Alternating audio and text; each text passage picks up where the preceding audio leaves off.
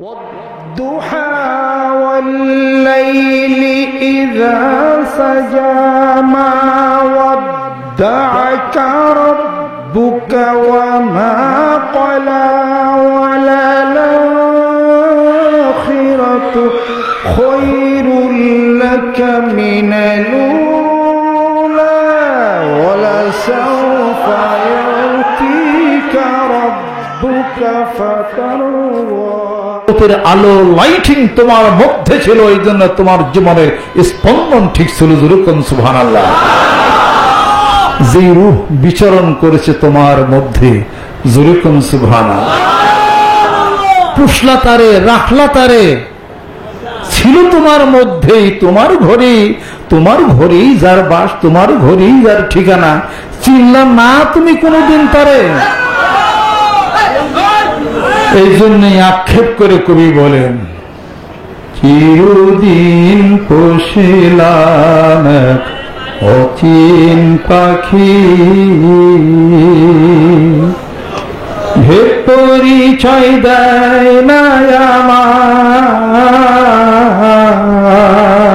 ভেদ পরিচয় দেয় না আমার, পরিচয় দিল না, পরিচয় পাইলাম না। চিরদিন পুষলাম তারা আমার ভিতরে, ভেদ পরিচয় দেয় না আমার। ওই খেদে ঝুরে আখি আমার, ওই খেদে ঝুরে আখি, চিরদিন পুষিলাম অচিন পাখি। কলি বলে শুনতে পাই, কেমন দেখি না ভাই। কলি বলে শুনতে পাই, কেমন দেখি না ভাই। ভীষণ ঘোর দেখি আমি, ভীষণ ঘোর দেখি, ভীষণ ঘোর দেখি। ঘোর ঘটা দেখতেছি, অন্ধকার দেখতেছি। পারলাম যারে পাখি আমি তারে চিনলাম না। নিজের সাথে নিজের পরিচয় নাই, যাও কোন জায়গা ধরা পড়বা।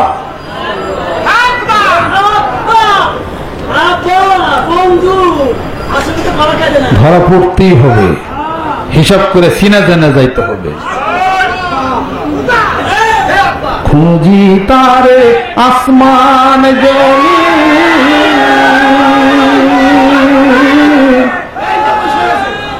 আমার চিনি নায়ানি, এ ভীষণ ভ্রমের ভ্রমি, ভীষণ ভ্রমের ভ্রমি আমি। কুঞ্জন সে কুঞ্জনা কে কথা কইরে দেখা দেয় না। নরে চরে হাতের কাছে খুঁজলে জনম্বর মেলে না। কে কথা কইরে দেখা দেয় না। কথা তো খালি ভুলে গেল, দেখা দিল না, বুঝলাম না, জানলাম না। অজানার মধ্যেই জীবন চলে গেল। 60 বছর গেছে, 80-90 বছর গেল, এক পাও কবরে। এখন টাকার হিসাব করে কয় বস্তা টাকা নিয়ে গেল কবরে। কোন কোন ব্যক্তি নিয়ত করছেন যে ব্যাংকে তো কিছু টাকা ফিক্সড ডিপোজিট রাখছি, মরার সময় আমার সাথে 1 লাখ দিয়ে দিস, এরকম কেউ নিয়ত করছেননি? জরুরত বাংলাদেশে এমন কোন জায়গায় নাই যে জেনে কিছু ঘুষ টুস না লাগে সেই কাজ করতে। যেরকম ঠিক কিনা? দলিলের মধ্যে কাঠ পেন্সিলে লেখা থাকে, বামে থাকে না অফিসিয়াল, এটা খরচ হতো, ওটা খরচ হতো, এটা খরচ হতো, সব মিলা 4000 টাকা অফিসের বিল আইছে। দলিল ভেন্ডার কয় কি, 8,500 দেওয়ান লাগবে। আমার তাহলে স্লিপ দেন, 4000 স্লিপ পাইবেন না, 4,500 স্লিপ পাইবেন না। কথা খেয়াল করছেন? ওটা কি তাই বুঝেন না? ওটা কি? এটা হলো দলিল খরচ গেছে। খারিজ 7 দিনও আছে, 15 দিনও আছে, 1 মাসও আছে, 3 মাসও আছে। কোনটা নেবেন স্যার? 7 দিনে করলে 5,000, 10,000, 15 দিনে করলে নেবেন 7,000, আর 3 মাসও যদি করেন তাহলে টেবিল থেকে টেবিলে যাবো, আবার ফিরে নিচে ফিরে দিব, পাইবেন না? 4,000 টাকা দিয়ে যান। টাকা লাগবে হয়তো অফিসিয়াল রিয়াল খরচ 2500, যেটা গভর্নমেন্ট রুল আছে। আপনার টাকা লাগবে 15,000, দিবেন না? আবার আপনার একটা 6 মাস ধরে ঘুরে আপনার তেনা বার করে ভালো আপনার। এটা মানুষ বাধ্য হয়ে বিপদ করে টাকা দিতেছে, ঘুষ দিতেছে, সবকিছু দিতেছে, এই কাজ তারা করতেছে। আসেন, ফেরেশতারা আইসা যদি কোনো দুষ্টুটি ডরে যদি বাড়ি বুড়ি দিয়েই বসে, কিছু টাকা পয়সা হাতে নিয়ে যায়, কোন ঘুষ টুস দেওয়া যদি বিরাজ যায়, হ্যাঁ, 2-4-5 লাখ সাথে নিয়ে যায়, বাড়ি বুড়ি আর 2-4 লাখ দিয়ে দিলে ফেরেশতারা না।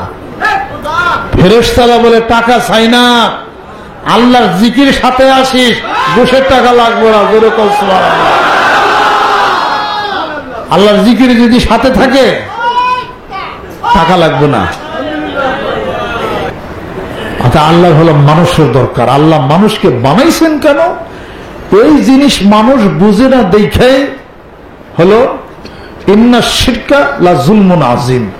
শিরক হলো সবচেয়ে বড় বেশি অত্যাচার, সবচেয়ে বড় বেশি জুলম। তার মানে মানুষ বুঝতে পারে নাই যে আল্লাহ শক্তির সাথে আর একটা শক্তিকে যুক্ত করা যাবে না।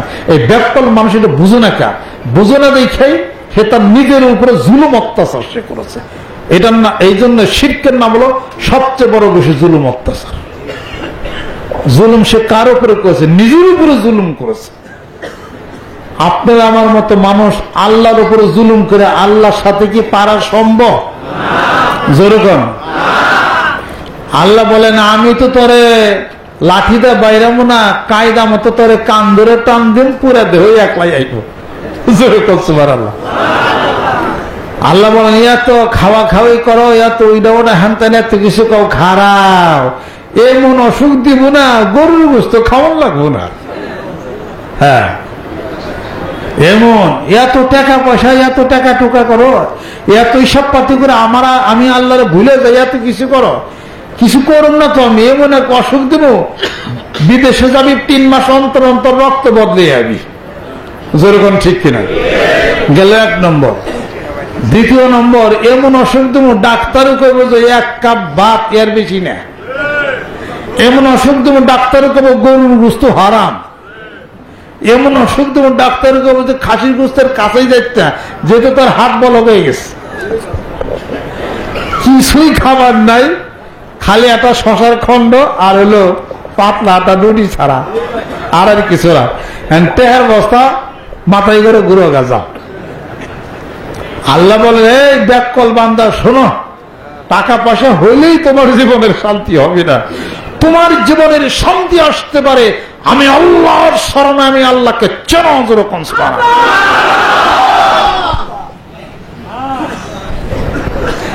মানুষ তোমাকে বানাইছিলাম যে কারণে তুমি সেটা তোমাকে চেনো।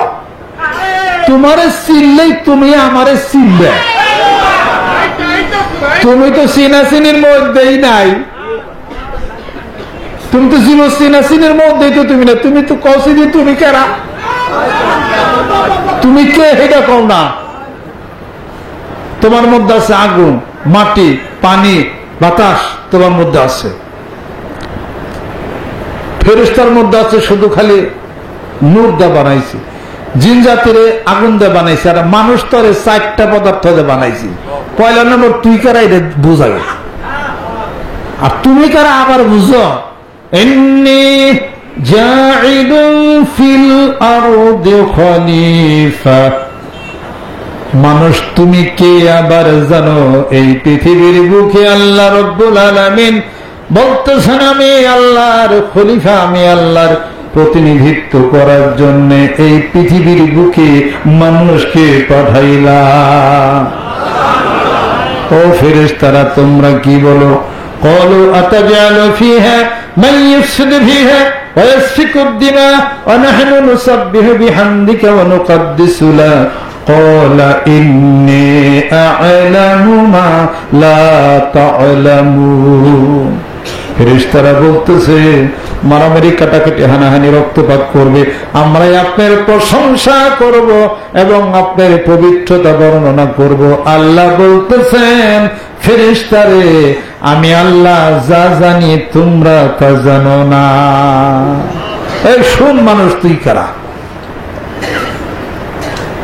তুমি মানুষকে, আমি তোমাদেরকে সৃষ্টি করেছি, ওয়া খালাকতুল জিন্না ওয়াল ইনসা ইল্লা লিয়াবুদুন, আমি আল্লাহর ইবাদতের জন্য বানাইছি। তুমি ছাড়া আরো অনেক মখলুকাত আছে, কাউকে ইবাদতের জন্য বানাইছি এই কথা আমি ঘোষণা করি নাই। জোরে কোন সুবহানাল্লাহ। শোনো মানুষ, তুমি কে? মানুষ শোনো, বিশেষ করে উম্মতে মুহাম্মদী শোনো, তোমাদের মধ্য থেকে একজন মানুষ যার নাম মুহাম্মদ, চরম প্রশংসিত জন, আমি তাকে সৃষ্টি করে দিয়া আমি মহান আল্লাহর দুস্থ বলে ঘোষণা করলাম। আমি যাকে আমি আল্লাহর বাড়িতে দাওয়াত দিয়ে, সে দাওয়াত দিয়া এনে আমার বন্ধুর সাথে সাক্ষাৎ করেছে। মানুষ বুঝতে হবে তোমাদের অবস্থানটা কত বড়। জোরে কোন সুবহানাল্লাহ। শোনো তোমরা কে?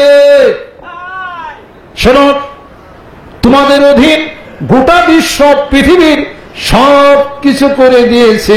মঙ্গল গ্রহে গেলা, চাঁদে তোমরা গেলা, আটলান্টিক মহাসাগর পাড়ি দিয়া এই সাগরগুলির মধ্যে মুক্তা খচিত করে নিয়ে আসলা, যন্ত্র বের করলা, কত হাজার ফুট নিচে তেল থাকে বের করলা, কত জিনিসের নিচে স্বর্ণ থাকে রিফাইন তোমরা করলা, আবার হীরা তোমরা কয়লার খনি বের করে হীরা বের করলা, আবার তোমরা বন্দুক বানাও, রিভলভার বানাও, ইচ্ছা করলে পৃথিবীর সমস্ত জীবজন্তুকে গুলি করে মেরে ফেলতে পারো। এত জ্ঞানের প্রজ্ঞা, এত মহত্তা বর্তমান যুগে টেলিফোন, এটা ওটা হ্যান্তা, সমস্ত কিছুর জ্ঞান আল্লাহ পাক মানুষের ইলমের মধ্যে আল্লাহ পাক ঢুকায় দিছেন। আল্লাহ বলেন, মানুষ দেখো তোমার কত বড় মর্যাদা। জোরে কন্যা সুবহানাল্লাহ। শোনো মানুষ, তুমি কে? إنا أردنا الأمانة على السماوات والأرض والجبال فأبين أن يحملنها وأشفقن منها وحملها الإنسان। আল্লাহ পাক বলতেছেন সূরা হাজারের মধ্যে, আমি আল্লাহর আমানত জানি না। আল্লাহর আমানত কি আল্লাহই ভালো জানেন। তবে আল্লাহর আমানত এমন কিছু হতে পারে, এমন ওজন, এমন মূল্যবান কিছু হতে পারে যা আল্লাহ নিজেই ঘোষণা করেছেন আমার আমানত। আসমান জমিন পাহাড়ে রাখতে চাইলাম, পাহাড়ও স্বীকৃতি জ্ঞাপন করলো, জমিন বলে না আর আসমান বলে না। আল্লাহ বলেন মানুষের মধ্যে ওই আমানত, মানুষ যা বহন করে চলছে। জুড়ে কোন সুবহানাল্লাহ। শুনেন পাগলেরা, জানাই বিশ্ব ব্রহ্মাণ্ডে আর যা আছে এই বিশ্ব ব্রহ্মাণ্ডে তা বিরাজ এই মানব ভাণ্ডে। তাহলে পরে আপনার আমার পরিচয় কিছু মিলছে নি? মানুষের পরিচয় কিছু মিলছে? এই মানুষ, হ্যাঁ, চিনলাম না, নিজের খবরই নিজের নাই। কি মর্যাদা আল্লাহ দিয়েছিল, কেন বানাইছিল, কেন পাঠাইলো দুনিয়াতে? ভূতের বোঝা খাইটা, ভূতের বোঝা বহিস মিছে, এই ভূতের বোঝা খাটিস মিছে, কেন সুধা সিন্ধু উথলিছে পূর্ণ ইন্দ্র পরকাশে। এই ভূতের বোঝা ফেলে দিয়ে এবার আই চলে আয় আমার পাশে মহাসিন্ধুর পায়। থেকে কি সঙ্গীত ভেসে আসে, কে ডাকে কাতর প্রাণে মধুর তানে, আয় চলে আয় বলে আয় চলে আয় আমার পাশে, মহা সিন্ধুর পার থেকে কি সঙ্গীত ভেসে আসে। কেন কারাগৃহে আছিস বন্ধ, ওরে ওরে মোহ ওরে অন্ধ, কেন কারাগৃহে আছিস বন্ধ, ওরে ওরে মোহ ওরে অন্ধ, ভাবে সেই সে পরমানন্দ যে আমাকে ভালোবাসে। কেন ঘরের ছেলে পরের কাছে পড়ে আছিস পরবাসে, মহা সিন্ধুর পার থেকে কি সঙ্গীত ভেসে আসে, কে ডাকে কাতর প্রাণে মধুর তানে, আয় চলে আয় বলে আয় চলে আয় আমার পাশে, মহা সিন্ধুর পার থেকে কি সঙ্গীত ভেসে আসে। আল্ট্রাভায়োলেট রে, আল্ট্রাভায়োলেট রে মহাজাগতিক রশ্মি প্রতিনিয়ত শরীরে দেহে লাগতে আছে, থামতে পারবে নিয়েই যাবে। ভূতের বোঝা খাইটা এ দুনিয়ার বুকে খাইটা লাভটা কি আছে? ঘরের ছেলে ঘরে আসো, কবরে যাইবা, যেখানে যাইবা রুহের জগতে যাবা, যেখানকার ছেলে ওইখানে যাও। ভূতের বোঝা খাটা বাদ মেলাই খাটত। এখন আল্লাহ পাকের জিকির করে ভূতের বোঝা বাদ দিয়ে থুয়া পরকালের চিন্তা করো, দিন মাপাসনা করো। দিনের দিন বৈশারে দিন গুনি, ও আমি বৈশারে দিন গুনি, দিনের দিন বৈশারে দিন গুনি, ও আমি বৈশারে দিন গুনি। আগুয়ারে গেলে পরে সে দুয়ারে মিলে পরে, সে দুয়ারে ভাটাই পরে করে টানা টানি। আর কি সাদের জোয়ার আসবে, সাদের তরি ভাসাইবে আমায় কে দাগাইয়া, কে দাগাইয়া দিবে আমায় তরি। দিনার দিন বৈশারে দিন গুনি, ও আমি বৈশারে দিন গুনি। দিনের দিন বৈশারে দিন গুনি, আমি বৈশারে দিন গুনি। গুনতে গুনতে আমার হিসাব করতে করতেই আমার শেষ, পাইলাম না কোনো কিছু, বুঝলাম না কোনো কিছু। কাজে চলতেই হবে, আমাকে যাইতেই হবে সেই ঠিকানা।